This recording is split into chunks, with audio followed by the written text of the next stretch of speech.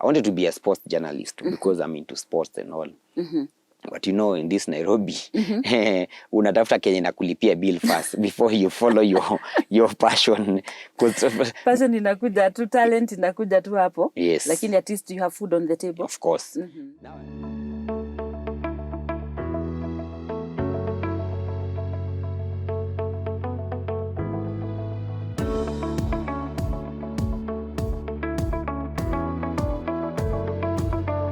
So at Radio Africa, I had to quit and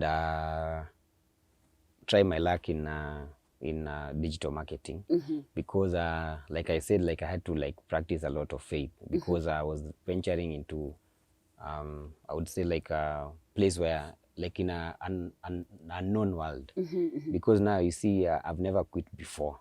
And I know, and I don't have anywhere, like I don't have a plan B, you know. So I had to do like my own calculation and look at my savings. Did you save for survive for how long before, like you know, like I actually had given myself, I would say 2 to 3 months, as, you know, of like looking for like the next job. So like I needed to have like a cushion, like whereby, you know, before I get that other job, I'll be a bit comfortable. So now, like I would say 60 days later, because I actually had kept what would I say? I counted the days because I kept tally of the days because I was asking God, okay, you gave me the conviction that you know, I'm doing the right thing. Yeah. And everyone was actually asking at him, so you're quitting, where are you going? You know, and when you tell them, it's not like there's a job waiting for you. Yeah. They prefer telling you the job after we sign that contract. If you want to, don't reveal your secret. I was playing that game. Now, if you know me very well, I'm a very honest person. Yes. So mimi nitakwambia kama sina job naenda. Nimechoka and I want to try something else. Yes. Haya, wenye waliamini. Actually, funny thing that I found so touching was like people like us old enough to be my mom. Mtu anakuja nakwambia, I wish I had that courage back in the day. Because unaweza quit na so mtu anakuambia ni vile tu naona sasa nika quit sahi with my age before nipate hiyo kazi nyingine ni ngumu, you know. So like vitu kama hizo zinakupatia courage kwa zile za unajipatia hope, maybe nime take the right, you know, step. So now I stopped applying for like a media jobs. And I now started applying on digital marketing jobs, you know. So God's grace was sufficient. Nikapata kazi. Now, after the 60 days. Another funny story. God is faithful. God is faithful, and another thing, another reason why I say that God has a very good sense of humor is because I got the job on my birthday. Oh. Imagine. So like umengoja umekaa hivi, unapigiwa simu. On my birthday, I had an interview schedule on my birthday. Nikienda interview, it went so well, and the interviewer anakuuliza, do you have any other plans for the day? I said, no, I don't have other plans. Why? Because I would like you to meet the HR. Na hiyo, sasa kwa akili yako, you're thinking, this is it, like yani, Mungu niko na kismat, it's called kismat. You know, unapata interview on your birthday, already ushaambiwa meet HR. What else could go wrong? So next person now ushapata job. Yes. Funny thing, sikuenda kupata hiyo kazi. You see, after ile hype, I'm like, nimeenda job I've never gone on an interview on my birthday, and I believe on your birthday you're supposed to be the luckiest person on earth, you know. Mungu naye. So the next day, after my birthday, ndo napigiwa simu. Congratulations, the job that you interviewed for, it has been successful. So nikienda kuangalia that contract. So the contract says, as of my birthday now. As of 18th birthday sasa. The same day nilikuwa nimeenda ile interview nyingine nika fail. Now you understand? So it was actually so weird. It was so funny, yani. Yes. The interview that I thought that I had actually nailed it. Yes. Siku nail it. But sasa hii yenye sasa inasema as of my birthday. Ndio nilikuja kakuwa successful, you know. Yeah. So I got a job at So Ajiri. you actually believed that the birth date is you are lucky or you're blessed? I feel like actually that's supposed to be the thing. Because that's the day that you came to this world. Yes. It's supposed to be the like everything should actually align in your favor. Actually, I've never heard about that. You just can't. Me believe like in my birthday. You know, like kutanga on your birthday, even if you don't even tell anyone on your birthday, like it's your birthday. Unakuwa tu na good luck. Anything you do. Okay. M-Pesa ndo zinatetemeka kila kitu. I don't know. Zinatosheleza simu. Kuna deal ndo zinaingiana, you know. That's what I believe, and I feel it kind of manifestation. I think it's the power of manifestation. I don't know. Yes. So I landed a job at Ajiri. Ajiri is based in Two Rivers. So Ajiri is more of a youth empowerment program whereby it connects the youth who are looking for jobs and people who are actually looking to hire. So like we have a website whereby there are jobs, like I would say like thousands of jobs, whereby mtu ako qualified, white collar, blue collar jobs, anaweza apply hapo. If you're actually an employer and you're looking for a qualified personnel, unatafuta hapo na ajiri.com. So yeah, so I joined as their social media specialist. I would say like my first ever job as a now digital marketer now. So that's where I am until now. Yeah, tunasukuma tu. Unasukuma? Yes. And all is well? All is well. All is well. Yeah. Brian, I think we talked about your siblings. Yes. You talked about a twin brother. You talked about a sister. Yes. You moved into the children's home with your twin brother. Where did your sister go to? Oh, so now after my mom passed on, so now the care was now, we are actually under now my grandmother's care. Of course, in support with support from my aunts and my uncles, all those relatives, you know.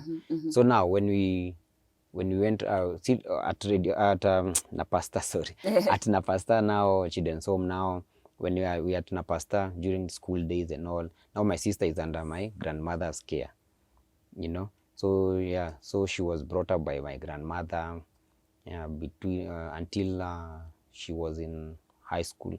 Actually, even after, until probably until Form 1, Form 2, if I'm not wrong, when my grandmother now passed on now. So now after my grandmother passed on now, so now like the love of a mother now going back to Mama Wango now, I think she was like so things happen in between. So now and since I was working now, that's since we're talking about 2018 now. 2018 if I'm not wrong. It was the end of 2018. So I wanted to take care of Jerry now, because now you see, and I have a job. Yes. My twin brother now is in campus. So twin brother akikuja either akona pasta ama anakuja na kaka kwangu now. But now I want to take sasa Jerry under my wing now. So now akakuja kaka and an informed auntie. We call Mama Wango auntie. Everyone knows her auntie. Ambia hi, Jerry anakuja, so tutakuwa tunaishi na yeye. So sasa ino nimeanza kuishi life sasa mimi after alone now. Yes. After living na pasta now. Yes. So akasema ni sawa, let's see how it will go. And you know, auntie is not the person to give you an answer and try to answer hapo. Nule mtu kwanza atangoja sink in, think about it, then she will give you a proper answer now. So like the next day she was like, Jerry alikuja, is Jerry there? Tell her to come to my place. There's no way Jerry will be under boys. So like, so najua tuko mimi na my brother now, because my brother ako holiday. Yes. So now we are actually chilling at my place. Mimi nikienda kazi, I'm living there at my house and all. So sini kwetu sasa, now tuko na kwetu now. Tuko na kwenu. So I think auntie wasn't for that idea. Mbona msichana anaishi na vijana? Hapana. Mlete. Now you see auntie is the mother of a girl, same age as my sister Njeri now, and now Prince. So now I guess until alipiga hesabu akaona vijana Na msichana hii hesabu haingiani. Probably kuna zile needs zingine anakuwa nazo, probably tutazielewa, you know. I think aliangalia from we are young as well. Aliangalia ile from a parent point of view. Yes. Akasema, and from a lady from a mother. From a mother. Yes. Akamchukua, akasema, from now on I'll take care of Njeri. Not take care of Njeri like under children's home. Take care of Njeri as my daughter now. Oh. Yes. Kama kumwadopt una. Yes, alimwambia sema from now on she's my like yes. So alimchukua like now this is my daughter. Kuja tukae hapa. Yes. So our lives wanasema zina rotate around mama wangu na pastor, you know. Yes. Okay. So is there a time that probably you get to some age that you now move from the home, or it is individual, as by individual? Is it like, is there a rule of some kind? Okay. Because I think I didn't ask her that. Whether it comes to a time when you are supposed to leave the home, or you leave at your own pleasure, or something like that. Oh, no. You don't live at your own pleasure, because let's be honest. If it's about living at your own pleasure, who will leave home? You know. You stay there. Yeah, home is where the heart is. But I know. And if your heart is there, of course, there's no way that you leave home, you know. Yeah. So for us, I left home in 2013, like I said. So that's 2013 was immediately after I was done with campus, you know. So of course I was over 18, because when I finished Form 4, I was already 18. So now after campus, blah, blah, blah. So now it got to a time, of course, they prepare you in advance, like probably this group, because you see, when I'm finishing campus, that's my brother hasn't finished campus yet. So I would say I actually left now. Yet we are twins. Yes. Oh, what happened actually is the course. The difference was the course actually. Okay. Because personally I pursued a diploma in journalism, in mass communication. But for him, he had actually to wait. He did a degree, but he had to wait like an extra year. You see, unakumbuka ile ni ya kitambo, like unafaa kungoja after umemaliza, like before you join. Yes. For mine was immediately, like immediately after not actually, it wasn't immediately, but for mine didn't take long. Okay. Plus our course, they actually fastened our course, because we used to do trimester. Instead of 2 semesters a year, we used to do 3 semesters. So by the time, after 2 years later, I was done with my course. Yeah, unamaliza. Sasa kama nimemaliza kusomesha, honestly. Okay, back then, looking back, maybe uko nichukua ile na kauchungu fulani, like ngoja hata kwanza nipate kazi, you know. But looking back, you're like, I think their job is done. Their job was done. Yeah. Because umesomeshwa, umelishwa, umevishwa. Now, what's left is for you to go and fend for yourself now, you know. And I would say God's grace is sufficient, because I've never lacked, like ever since I was a child. Now, ever since tena nikaanza kujikalisha and all, you know. Now we are talking about since it was 2014, now we are in 2023. Now we're talking about 9 years. Ever since nilianza kujikalisha, you know. And you see, all that preparation, all that background, all that, you know, how you are brought up is what has kept me. Because you see, discipline, umefunzwa hard work, umefunzwa, you know, to take care of yourself, you know, how to deal with people, stuff like those. Those are the things that I would say, from what I've picked from, of course, from my mom, from my parent, and from relatives, and now from these other parents, akina mamangu, akina babangu, and the other stuff. That's what I took with me. And of course, now I had to face the world. Yes. You know? Yeah. So nasema, that's since 2014 until now, I've seen God. Yeah. Actually, on our YouTube channel, after we aired the first part of her journey, you commented. Yes. And you said, there is my mom. Yes. And I actually picked and said, this son is taking that home, Florence, though you call her auntie, sometimes mom. It's really a home where there is a mother. Yes. And actually I was like very excited about it. Now, in a home even in a nuclear home, there are challenges. Yes. Were there any challenge in a pastor children's home? Of course, there are challenges because okay, it depends on what angle or the dimension you're looking at the challenges. Because of course, like I said, I think I mentioned earlier, like the challenge of course goes from you seeing your mom like daily to seeing your mom like regularly, like during holidays and probably when she's visiting, and now you're not seeing her anymore, you know. Before you come to you come to the realization that actually your mom is now gone, you know. That's a big challenge because, you know, if there's not a pastor now, there are not so many people that you can actually rely on. You know, like let's say for example, probably back at home and all, like stuff like those. Or something. Yeah, because you know this is your mom, this is your strength, this is your protector, this is your everything. You know, and now that comes now your relatives. Let's say for example your aunties, your uncles, and all. But now, so that's, I would say that's one of the challenges. What other challenges? It had to be like some zingine ni zile tu zawa as a human being. Let's say probably you're seeing other kids with other stuff, and you want those other stuff, but now you're forgetting this stuff. You cannot own this other stuff because now when you're at home, you're all equal. You know, let's say I would take one example. Probably I would say like let me say like an Xbox or a PlayStation machine. You know. So probably back in school, you and other kids, you're talking about this other stuff. I own this, I own a phone. You know, you can't go and tell mama angu or auntie, buy me one. I want a phone, I want a PS, you know, vitu kama hizo. You see, for her, she's looking at, I want to make all of you satisfied, you know. If it's a phone, you know, there's an age ilikuwa nafika whereby sasa kuna age yenye anaweza kuallow kupata like having a phone. Either she'll buy for you or either itakuwa na like your sort of an arrangement. Because say actually auntie taught us, because you see like this spirit of saving, spirit of taking care of your money. I would say I learned a lot from her because she's encouraging. See, I'm giving you pocket money.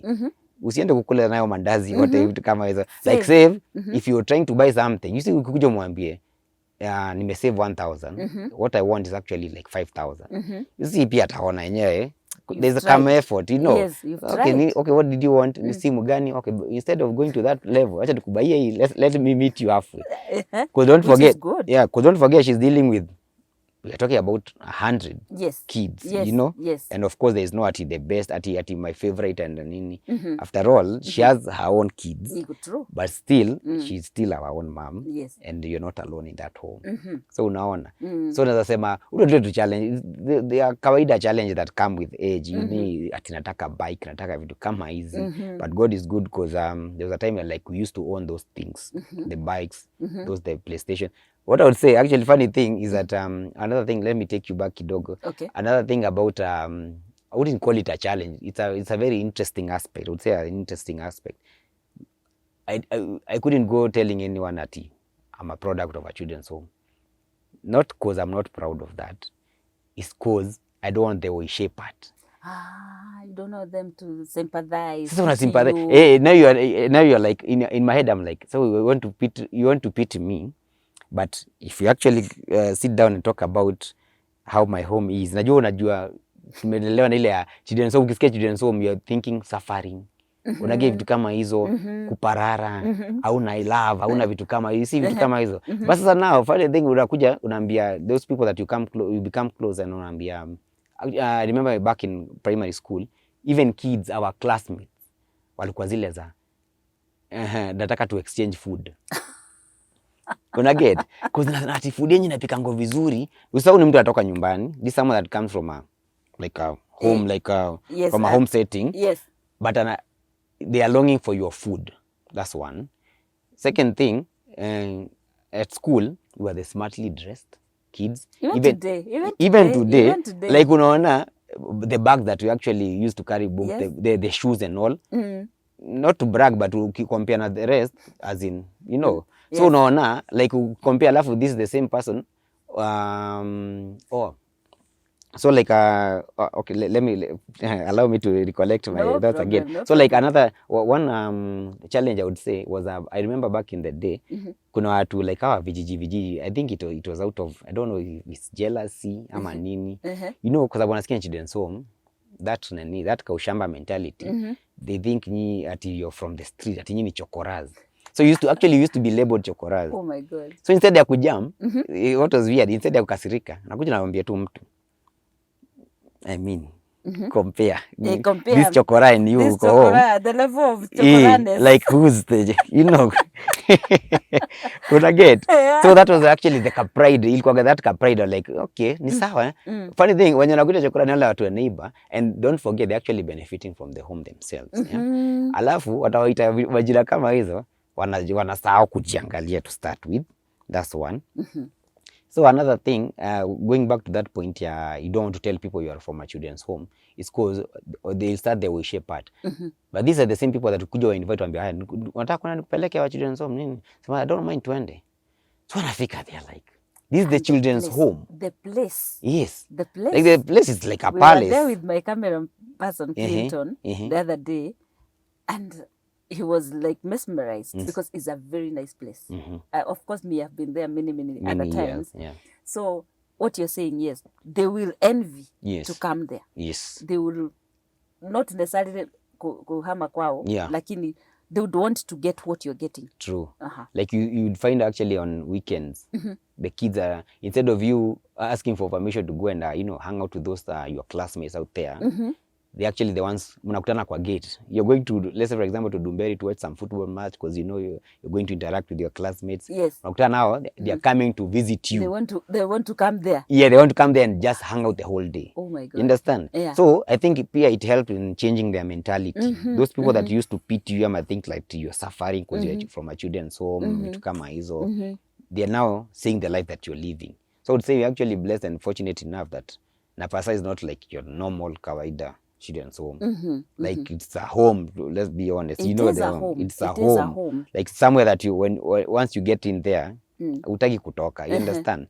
So it goes back to the point whereby we have kuambiwa now you're of age now. Patia wengine sasa nafasi. You know. You are like, this is home. This is home. And people are envying. They want to come here. Yeah. Now you're telling me to leave? Where do I go? I don't know any other home, you know. I'm used to this life. Yes. So yeah, so I would say it's more of, the challenges just few. But maybe those two other challenges, Nile, you know, when you're probably looking for that attention, that personal attention from like your parent, you see, as much as you are getting it, but now you see, you're not expecting to be the one getting that attention. Yeah, of like course, unakaa hapo kwa mama all the time. Yeah, kwa sababu najua attention inapatiwa kila mtu. Mko wengi. But now maybe sometimes I look at mama wangu and I'm like, ile ability, ile wisdom and the grace amepatiwa. Because now utakuja mpatie shida zako, ambie tunaenda trip. Tuitishwa X and X amount. Yes. Kwambia sawa, nimesikia. Mwingine anakuja mpatie mashida zake. Now you expect, because so many of you mmeenda mepeleka mashida, uta nini, like your problem would be sorted or anything like. So in the morning umeamka mnaenda fa kujitayarisha mwenda shule, ndio now the staff on duty anakuja anasema ulikuwa umeitisha do fulani nini, here is your you're like, yeah, she remembered, you know, things like so those she is a mother, and she proved it here. Yes. So like unakuta nakumbuka tu those two tiny details. Mama wangu kana actually kuja mpangie all the boys that amekuwa ndahakia, mwambie nipatie story ya huyu from akiwa mdogo, aya mrukishe, mwambie huyu anakuanga na zote for fingertips. And I'm like, hey, that's a mother. That's a mother. The memory, the nini, the care, the grace, and the love that she has. The love for the kids and all. Yeah. Okay. So like that's what I'm saying, like the way part in ilikuwa ina play a part, like I'm not telling people. But nowadays nimekuja ku embrace, like I tell people, but you don't go at shouting I'm from my children. So what after how to kuingiza that conversation? Yes. Because after all, no one cares where umetoka. We are here, if it's work, you're here for work. You know, if it's school, and you're doing your work. You're doing your nothing about your home is affecting your daily life. You know. No. So, but here we are proud on Health Now Show. Yes. We're very proud to host you. Yes. And having come from the children's home and being where you are right now. Yes. Not saying that a children's home cannot produce the person that you are. Yeah. But it is because of the mentality that we have in the community, that those ones, we share the way you are saying, but it is different. Yes. And that is why this is very important. True. So that other people can also see products ya kutoka hapo iko mzuri. Kweli. Iko mzuri. Yeah. Now, as we come to close of this this session, very, very informative, very a very nice journey. Yeah. I'd like you to just look into the camera and talk to a parent who probably has ever, desired either the child to be there or the child not to be there. What are some of the benefits that you'd like to just share that you'd highlight and say these are some of the benefits of growing in a children's home as opposed to the home, because you first started in a nuclear home and then you went to a home. You have the two comparisons. Yeah. So what are some of the benefits of being in a children's home? So I'd say some of the benefits of being brought up in a children's home setting. One of them I would say probably it helps in when a child is actually growing up. I'm assuming maybe the child is actually a young child. When the child is growing up and the child, he or she is actually in the company of his or her peers. So I would say when you're looking at the development, it actually helps in the development because you're dealing with people with different skills, people with different qualities. So you're learning to actually how to behave around them. You're gaining from them. You're also benefiting them in one way or another. Another thing is it helps you become responsible, because when you're actually at a children's home, I would say you're your own parent. First of all, your own responsibility, because you have to take care of yourself. No one is taking care of you. I was fortunate enough to have my brother there, so you are taking care of each other. Now I'm assuming this is someone that comes from a totally different background, whereby they actually their own selves. You don't have anyone to look up to, and so you take care of yourself. Like the story that I just gave about being like ready for the world. I would say by the time I was in class 8, I was ready to tackle anything because of the upbringing, the background, the Christianity way of. I was brought up in a Christian way. The advice, the counseling that you used to get, how you interact with people, being exposed out there. And that's why when I went to high school, I was ready for the journey, for the 4-year journey. That's why everyone was surprised that everyone from their home, everyone was getting the same compliment. How do you look? How do you look comfortable? How do you look courageous? How are you not worried about the Form 4s and anything? Another thing, education, of course. You're going for a home to get education, to get those, the basic needs in life. It also makes you a leader, because if you're dealing with other people of your peers, don't forget these are not your brothers, these are not your sisters. You've come to become, brothers or sisters, or a family by circumstances probably. So it makes you a leader. Like right now, you used to find like a funny thing that even the head boy, I remember from class 1 to class 8, literally, I think probably maybe 3 years. Those are the only times that the head boy or the head boy was actually not from Napasta, because they used to look at the qualities, the leadership qualities, how you can handle. If you can actually handle like more than 20 people at a home, they used to think, they used to believe, which was actually right, that you can actually handle a crowd. So those are the benefits of coming from a children's home, and I'm humbled actually to have that tag of a successful story, and we keep on going and motivating the next generation. Looking for that inspiration to keep going in life. Yeah. Thank you, Brian. The community. Yeah. Sometimes it's not very, very nice. Yes. To children who are in a children's home. Is there something that you'd like to say to the community around us? Not necessarily the one that is Napasta, near Napasta, but generally community, the Kiambu community, for example. What are some of the things you'd like them to understand about a child in a children's home? Oh, okay. I think some of the things they have to understand is, first of all, it's not your wish to be in a children's home. You know, you actually found yourself there. You know, because no one actually wakes up and goes down to knock on a children's home door and say, "Hey, I'm an orphan, or I don't have anyone to take care of me, or my situation is actually worse. Can you actually guys take care of me?" Don't forget you are a child. Yes. You know, as a child you have nothing to think about. Wewe unataka ulishwe, uoge, ukule, uende shule, you know. The other things follow, you know. It's actually a way of life. So the community should understand, it's not, first of all, it's not your decision, and actually you should understand it can happen even to your child. True. You understand? It's not like it's not your power that you are alive, and that your child has a parent, or actually has both parents, you know.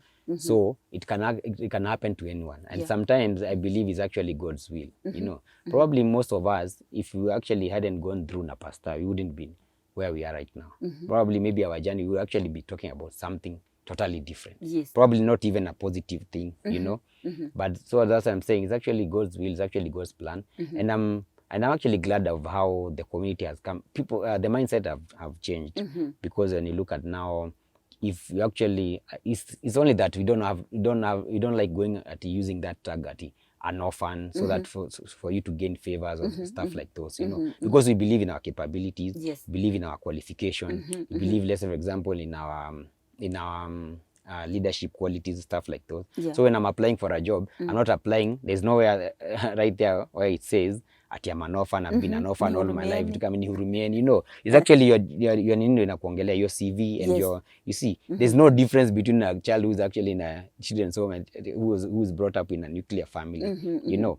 So that's why I'm saying the community has actually become, it has changed, it has become receptive of these children. That's why you see nowadays, even the young ones, even actually I would say like my age mates, but you know, I would say even people younger than me, they're actually organizing for these trips to go to children's home, to help, to assist, you know, regardless of anything. And these are the people who are actually organizing. Most of them don't even know anything about how a children's home is run, why people are actually in a children's home, you know. Ile tu out of good heart and the good upbringing. I would actually say it's actually good upbringing. Unakuta every single day, unakuta every single weekend, your social, even on your WhatsApp, unakuta so many posters. Let's go sijui to which children's home, X and X, Y, Z, to go and help.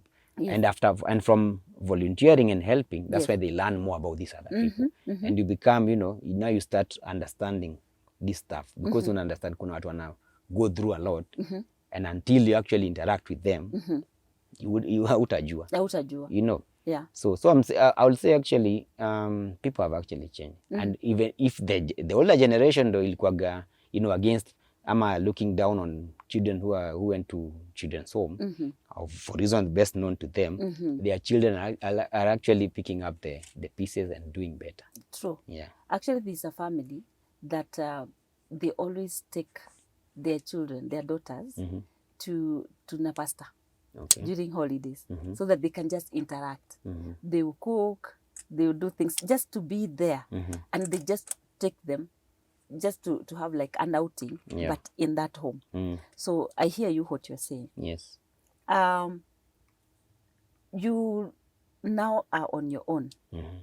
You are your own man, so to speak. You're having now your job, what you're doing now, the digital marketing, and you have rightly put that people should not look down on them, because you are just like any other child.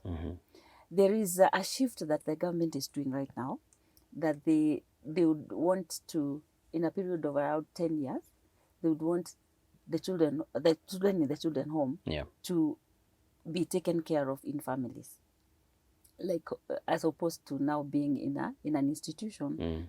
So and I'm seeing like they would still get what they were getting in terms of the skills and all that, because the support is still there. But what you have brought out here is that the capability does not go down because somebody is in a children's home. True. Or whether somebody is in a nuclear home. Both can excel. And the example is here with us. Yes. That you can excel, and many others. Like I'll bring in Kevin there another day. And I believe that we'll have many others that can come here and share their experiences. But what would be, as we come to the close, your parting shot? We come to realize that without that one person or those, like a group of, let's say like 50 other people, maybe your world would have been so small, you know? Like right now, I know if I'm in a fix or there's an emergency, funny thing, if I'm not calling my twin brother, I won't call my family member. I'll actually call one of my brothers from Napasta, because we know, we refer to each other as brothers, because your brother, we grew up together. Of course. So now you see, one of the advantages is that your family grows bigger. You know, it grows bigger. You have protection. You have someone around. You have someone in your corner. You know, if I'm in a position to help, the first person I'll think about is that brother that I actually grew up with, or that other small brother that is coming out of Napasta children's home, or that girl now that's coming out of Napasta. If I have a business opportunity, if I have job opportunities, you know, I'm not saying that it's all about being practicing nepotism or anything, but the first person you're thinking of is someone who's close to you. That nepotism of your family. Imagine, yeah, because that's your brother at the end of the day. So if you're, that's your family. Yeah. But if you're being honest, if I have a way of helping someone else, I'll first think of that brother. Now imagine there's someone out there who's looking up to me as a big brother. There's someone I'm looking up to as a big brother. You know, so at least I have someone to look up to. So that's one of the biggest advantages like that you can have, because instead of that one brother or that one sister or that two brothers or sisters, now you have a whole community that's ready to support you, ready to hold your hand. So coming up from a children's home, actually, it has so many advantages, it has so many good things to it. Yeah. That was such an informative and exciting journey with Brian Dongo. He came from a children's home. He is who he is. He has become what he wanted to become. As you can recall from the story, he talked about, I wanted to become a journalist. He is living his dream. He is living his goal. You are there as a family. You may not be in a children's home, but you are a child there. You are growing up and you have desired to become. Don't be limited by circumstances that may come. Some people say, when you are in a children's home, you are disadvantaged. We have an example here. He is not disadvantaged. In fact, some were wishing they are there. You are there. Just allow yourself to focus on what you want to become, and you will become what you want to become. I've used a lot of becomes because I know you can become what you want to become. This show is to encourage you. This show is to build you. This show is to sensitize you on different areas of your life so that you can live a quality life. And I'm happy to invite you to follow us on all our social media platforms: Facebook, YouTube, Instagram, TikTok. Follow us, share, subscribe, and encourage other people to follow us and learn and get equipped with many, many things. And until next episode, this is Health Now Show, your health friend with Jane Karaoke. God bless you. Thank you. Bye.